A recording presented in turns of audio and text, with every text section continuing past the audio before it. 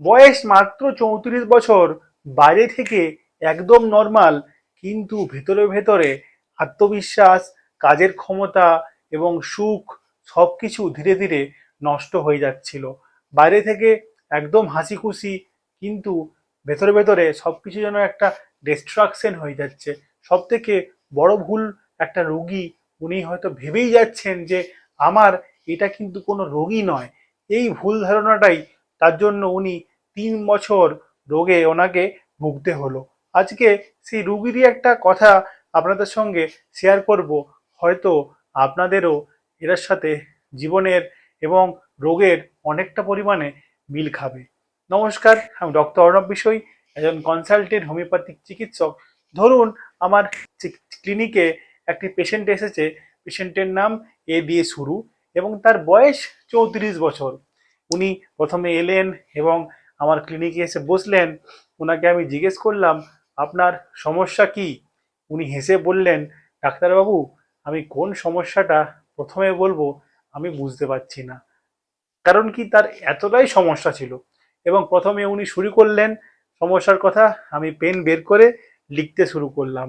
প্রথমে শুরু করলেন, আমার প্রচণ্ড ক্লান্তি, ঘুম থেকে উঠেই কোনো কিছু কাজ করার মন নেই, সকাল থেকে শুরু হয় মাথা যন্ত্রণা, রাত্রি অবধি মাথা যন্ত্রণা হয়, রোদে গেলে মাথা যন্ত্রণা হয়, কোনো খাবার হজম করতে পারছি না, খাবার খেলেই যেন মুখ দিয়ে গলা দিয়ে টক ঢেকুর উঠছে, এবং কোনো রকম পায়খানা আমার ঠিক হচ্ছে না, শক্ত পায়খানা, হাত ধুতে গেলে বারবার হাত ধুচ্ছি, কোমরে ব্যথা। এই অল্প বয়সে ওনার এত রকম সমস্যা, এবং মানসিক সমস্যা শুনলে তো আরও মাথা খারাপ হবে আপনাদের। উনি ওনার সমস্যার কথা 20 মিনিট ধরে বললেন, এবং আমি সেই সময় ধরে ওনার স্টোরিটা ভালো মতো নোট করলাম এবং লিখে রাখলাম। একটা কথা বলি, পেশেন্টের কিন্তু গল্প শোনাটা একটা বিরাট বড় ব্যাপার। এইটা একটা মিউচুয়াল ট্রাস্ট তৈরি হয়।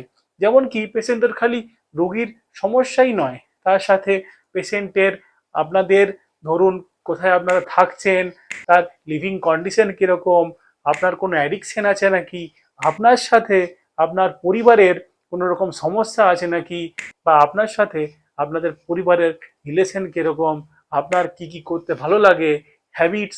সেই জন্য রোগীর খালি সিমটম নেওয়াটা নয়, আমাদের আনুষঙ্গিক এই সমস্ত সমস্যাগুলো নেওয়া অত্যন্ত জরুরি।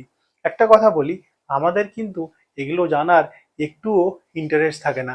আপনাদের যাতে হোমিওপ্যাথিক মেডিসিনটা ঠিকভাবে সিলেকশন হয়, এবং এইটা শেয়ারের মাধ্যমে আপনাদের সাথে আমাদের একটা বন্ডিং ক্রিয়েট হয়, সেজন্যই এটা আমাদের জিজ্ঞেস করতে হয়।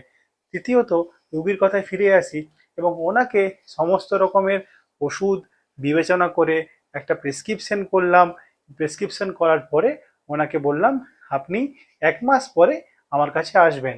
এবং উনি যখন 1 মাস পরে এলেন, উনি বললেন, ডাক্তারবাবু, আমি হয়তো একটু সমস্যাটা কম বোধ করছি, খুব একটা সারেনি, কিন্তু কম বোধ করছি। ঠিক আছে, আমি ওনাকে ওষুধ দিলাম। ওষুধ দিয়ে আবার বললাম, আপনি কিন্তু ঠিক 3 সপ্তাহ পর 21 দিনের মাথায় আমার কাছে আসবেন।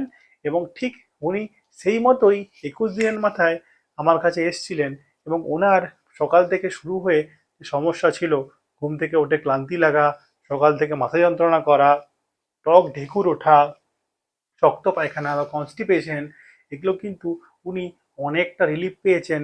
এবং ওনার যে মনের যে অবস্থা, বা একটা ভেতরে ভেতরে একটা কাজের ক্ষমতা হারিয়ে ফেলা, বা ডিপ্রেশন, বা নিজের মধ্যে নিজেকে হারিয়ে যাওয়া, সেটা থেকে কিন্তু নিজে অনেকটা ভালো বোধ করছেন। এখন 2 মাস, 4 মাস, 6 মাস চিকিৎসা করতে করতে ওনার হেলথটা আরও স্পষ্ট হয়ে উঠেছে, এবং উনি নিজের প্রতি একটা আত্মবিশ্বাস খুঁজে পেয়েছেন।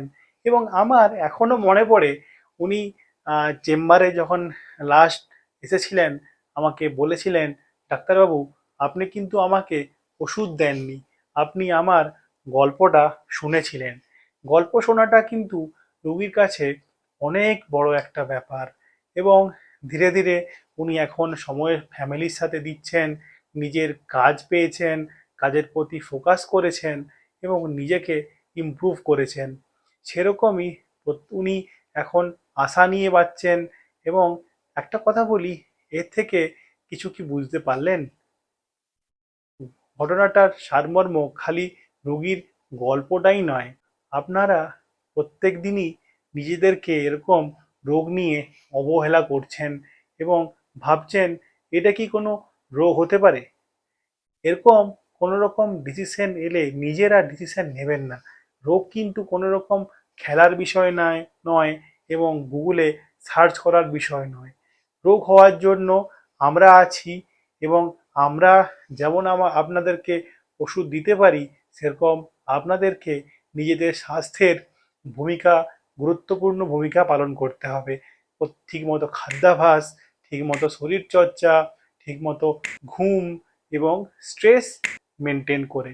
সেই জন্য বলি, রোগীর সমস্যা বা রোগের সমস্যা, রোগ থাকবেই, কিন্তু আমাদেরকে এবং আপনাদেরকে সেই রোগ থেকে একসাথে মোকাবিলা করে কিভাবে সমস্ত রোগকে যেন আর আসতে আমরা না দিই, সেজন্য আজ থেকে রোগ নিয়ে একদম অবহেলা নয়, তাহলে কিন্তু রোগমুক্ত হয়ে উঠবেন এবং আমরা সবাই পরিবেশে একটা হেলদি লাইফ লিড করব। সেই জন্য বলি, রোগকে অবহেলা একদম নয়। এবং আশা করি ভিডিওটি সবার খুব ভালো লাগলো এবং পরের ভিডিওতে নিয়ে আসবো আরও একটি ইন্টারেস্টিং টপিক। সবাই ভালো থাকবেন এবং এরকমই প্রতিদিন হেলথ রিলেটেড টিপস পেতে বাংলা ভাষায় সহজ উপায়ে ফলো করুন দ্য কেয়ারিং ডক্টর। নমস্কার।